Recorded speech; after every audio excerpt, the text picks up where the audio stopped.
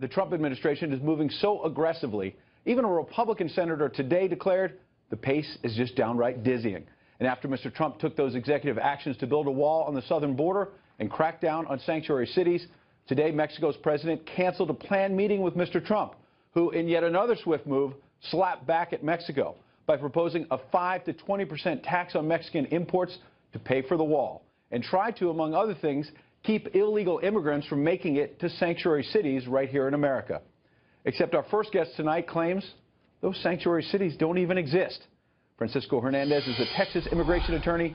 He joins us live from Fort Worth tonight. Good to see you, Francisco. Mr. Hine, how are you, sir? Mr. Henry, I just want to get clear with you. I was thinking Hine barbecue. Okay. So how can you say there are no sanctuary cities in America? It's a fiction. It's a political fiction.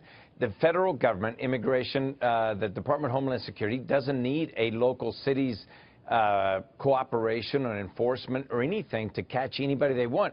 The same fingerprints that the cities get from anybody that's arrested come from the federal government. The federal government can walk into any prison, any jail, any local authority and take anybody they want away. Well, I got to stop you right there. We just showed a map on the screen because I want to deal with facts tonight. And the first fact is we have a map of sanctuary cities all around America. So let's start with the basic fact. You can see it right there. Our viewers can see it. Those you can put all kinds of pins on the map.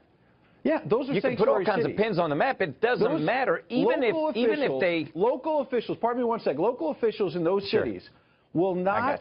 you will not give the Department of Homeland Security this information about illegal aliens who have been arrested. And thus, they are not deported, and they can commit crimes here, sir. No.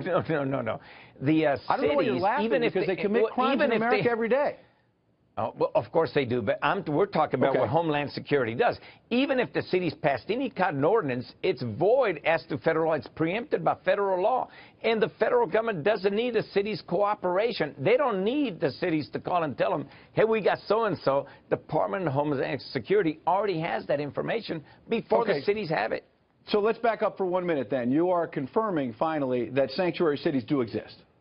No, they don't. There's no such thing. It's a fiction. Because it's contrary to what you just said. So is this sort of a semantic debate for you then about whether you call it a sanctuary city? It's sort of semantics. You know, no, it's not semantics. It's exactly the fact. Why can't we just get on to Congress acting? We've been waiting 17 years for Congress to act. Cities have been frustrated on both sides of the issues. States have been frustrated on both sides of the issues, passing laws only to be struck down by the judicial system because it's Congress's responsibility. Mr. Trump, President Trump, okay, I'm with the number 10 point. Okay, so while those cities fight it out and debates in Congress go on for years, and you try to claim to our viewers tonight somehow that sanctuary cities do not exist, A, they exist, and B, people are killed in these sanctuary cities. If you look at the case of Kate Steinle, I don't know, again, I don't know why you're smiling and laughing, but the man who killed her in San Francisco, hold on 1 second, I'll let you speak, sir. The man who killed her had 7 prior felony convictions and had been deported 5 previous times. Yes. Okay? Francisco Sanchez. Okay? Yes. And San Francisco authorities were under an order to transfer Mr. Sanchez for deportation. Instead, he was released and killed Kate Steinle. Please explain that to me and how that is not a sanctuary city. Because he had the immigration hold from Los Angeles, and then they let him get transferred to San Francisco on a minor violation. They could have picked him up in Los Angeles. They could have picked him up in San Francisco. But let's move on to Congress acting. You said something about Congress. Wait a minute. We have a Republican Congress and a Republican president. There's no reason to stall action. Start the wall. Start whatever you want. Do something. Okay, so President Trump is starting that. He's taken these executive actions. What's your reaction to him saying, we're going to finally build the wall? Okay, let's try. The problem is, he said President Obama did not have the authority or the legal basis for doing executive orders on immigration. And what's he doing? That's okay. I don't disagree with half of them, quite frankly. Because Congress is sitting around, you know, let's move on to Congress.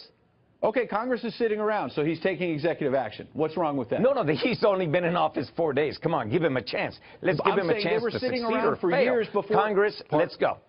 Congress was sitting around, Democrats and Republicans, for years before Donald Trump even took office. He came in and said, yes, sir, I'm shaking this up. What's wrong with that, sir? Let's shake it up. Nothing wrong with that. Now put the ball in Congress. All right, let's shake something else up. Okay, you started at the top saying sanctuary cities do not exist. Let me play a clip of various Democrats you seem to agree with, who say you're wrong. Watch. We are and continue to be a sanctuary city. You are safe in Boston. We will do everything lawful in our power to protect you. But I want to be clear, we're going to stay a sanctuary city. What does it mean that New York is a sanctuary city? For us, it's all about protecting people in our city. I can't say it any more clearly of what it means for Washington, D.C. to be a sanctuary city. So there you are, a series of Democrats, Rahm Emanuel, Mayor de Blasio in New York. They all say sanctuary cities exist, and they're going to protect these illegal aliens. So will you finally admit they exist? Every single one of them is wrong. The federal government doesn't need the sanctuary cities or whatever they want to call themselves permission to go pick up anybody they want. Yeah. Democrats and Republicans are both hypocrites. Okay, let's just lay it on the line. They've both been talking out of both sides of their lips for 17 years. There's dots all over the city, Francisco, and all over the country, these sanctuary cities exist. So are you just simply dealing... Let me ask you a straight-up question. Are you dealing in alternative facts? No. It is a fact that federal law preempts state and municipal law. The federal government doesn't need the city's cooperation. They can call each other whatever they want. You can call them whatever you want. It doesn't exist. But these mayors... It's a phantom. So Rahm Emanuel is lying to the people of Chicago.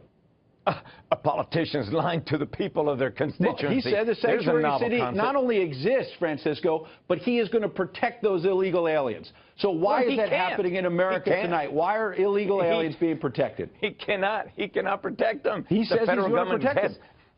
The cities get the fingerprints from the federal government. The Department of Homeland Security knows where they are, who they are. They can pick them up tonight. They can pick up tomorrow. They can empty out prisons, quite frankly, and take every undocumented person in prison. So why would these mayors give up millions of dollars in funding for something you say that simply doesn't exist? Political pandering. Political pandering. Both sides are talking both sides of the mouth.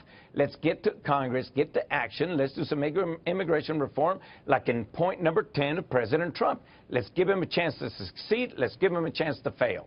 It's on him. We might have finally come to some agreement here that there's mumbo-jumbo on both sides, and maybe Donald Trump is going to cut through. You got it. Francisco Hernandez, we appreciate you joining us tonight. Thank you, Mr. Henry. Thank you. And thanks for getting my name right. Appreciate it. You could call me crazy, but I ain't no fool. Everybody want me to do what they do. They say I'm crazy.